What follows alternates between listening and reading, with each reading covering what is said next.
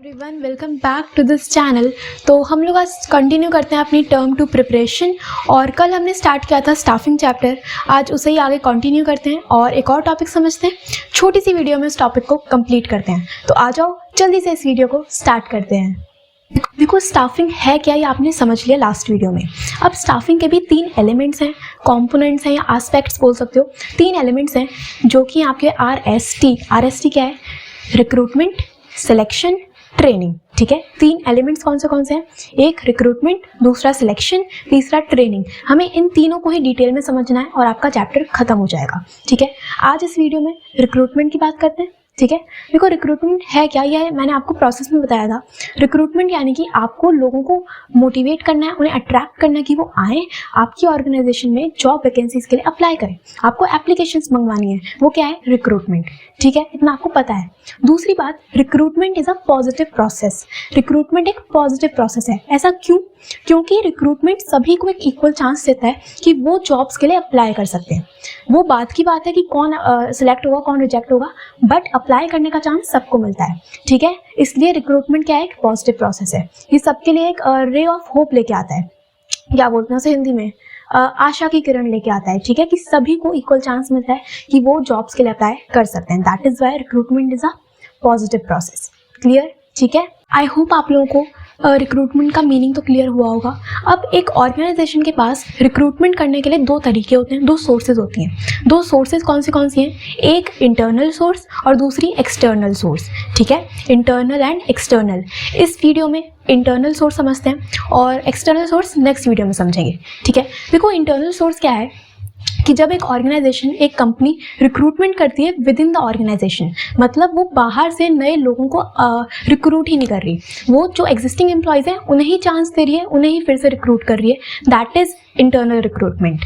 ठीक है, internal recruitment करने के लिए आपके पास 2 मेथड्स होते हैं, 2 तरीके हो सकते हैं। एक आता है ट्रांसफर, दूसरा आता है प्रमोशन।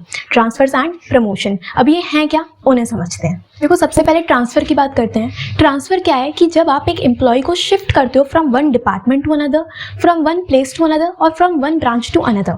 मतलब कि सपोज मैं जिस कंपनी में काम कर रही थी उसकी 2 ब्रांचेस हैं, एक दिल्ली में और एक नोएडा में। ठीक है, अब पहले मैं दिल्ली में काम कर रही थी, अब मुझे ट्रांसफर कर दिया गया है टू नोएडा वाली ब्रांच।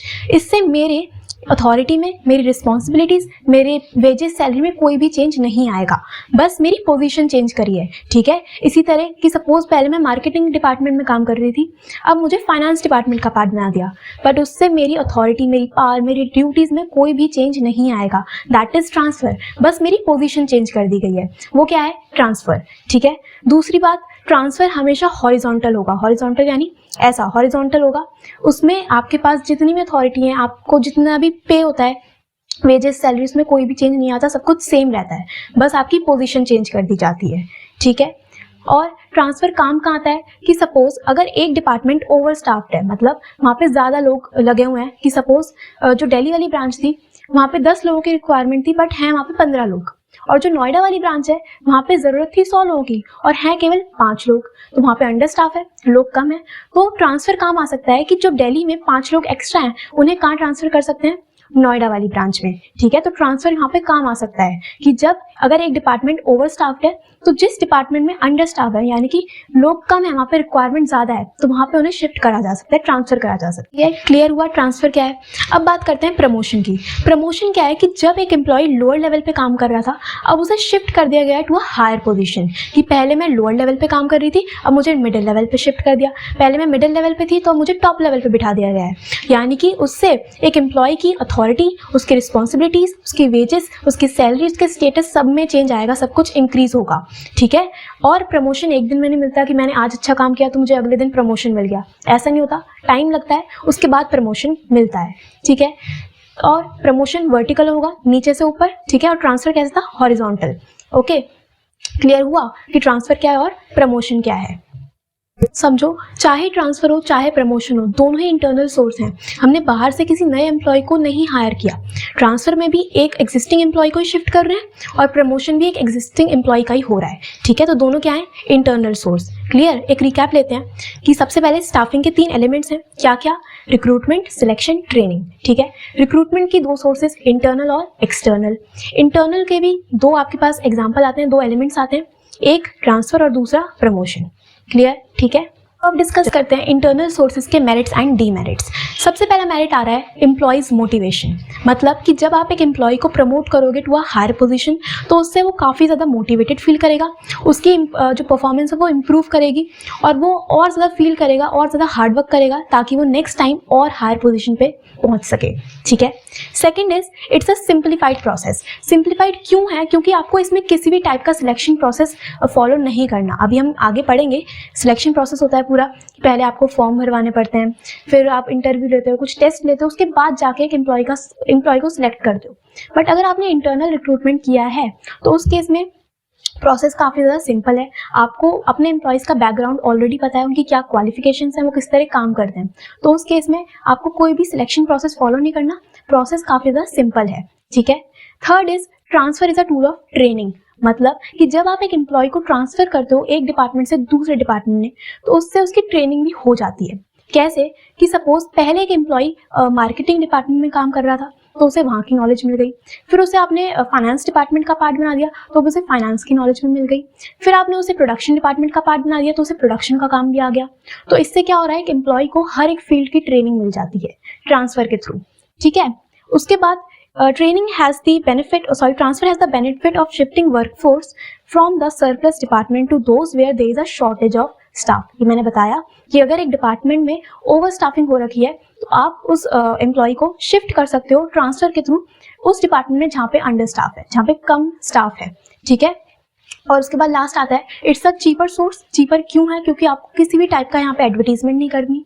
अगर आप एक्सटर्नल सोर्सेज यूज़ करते हो, आप बाहर से नए एम्प्लॉयज़ को हायर करोगे तो आपको न्यूज़पेपर में, टेलीविजन पे ऐड देनी पड़ेंगी। बट इंटरनल रिक्रूटमेंट के केस में एग्जिस्टिंग एम्प्लॉयज़ का ही आप ट्रांसफर और प्रमोशन कर रहे हो तो उस केस में काफ़ी ज़्यादा चीपर सोर्स है और बहुत टाइम भी नहीं लेता, ये सिंपल प्रोसेस है और बहुत कम कॉस्ट में काम हो जाता है। ठीक है। तो ये हो गया इसके मेरिट्स। बहुत सिंपल पॉइंट्स हैं, बुक से रीड करोगे क्लियर हो जाएंगे। अब डिस्कस करते हैं आज की वीडियो का last topic, that is demerits of internal source. First point is no fresh talent. Simple बात है कि जब आप इंटरनल रिक्रूटमेंट करोगे तो आप किसी नए बाहर वाले इंडिविजुअल को चांस ही नहीं दे रहे कि वो आके आपकी ऑर्गेनाइजेशन में जॉब के लिए अप्लाई करे। तो आपके पास वही एग्जिस्टिंग एम्प्लॉयज़ हैं, उन्हीं से सारा काम होगा, उन्हीं का ट्रांसफर और प्रमोशन होगा। तो उस केस में आपको कोई भी नई स्किल, कोई नया टैलेंट देखने को नहीं मिलेगा। ठीक है। सेकेंड इज एम्प्लॉयज़ में बिकम लेथार्जिक। लेथार्जिक यानी कि लेजी।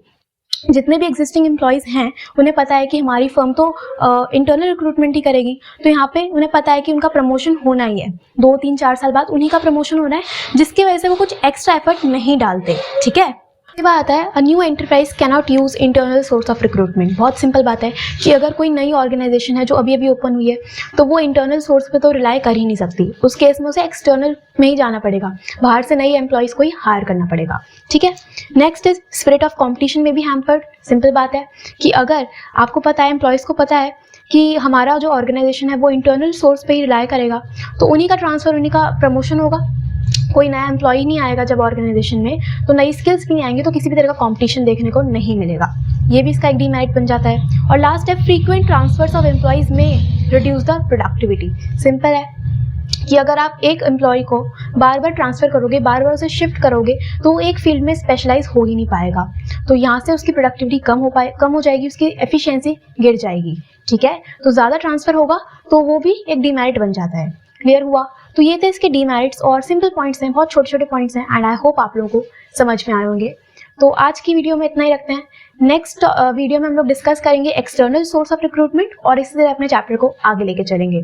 3 वीडियो में चैप्टर खत्म हो जाएगा। तो बस आज के लिए इतना ही। Stay happy, stay connected. Thank you so much.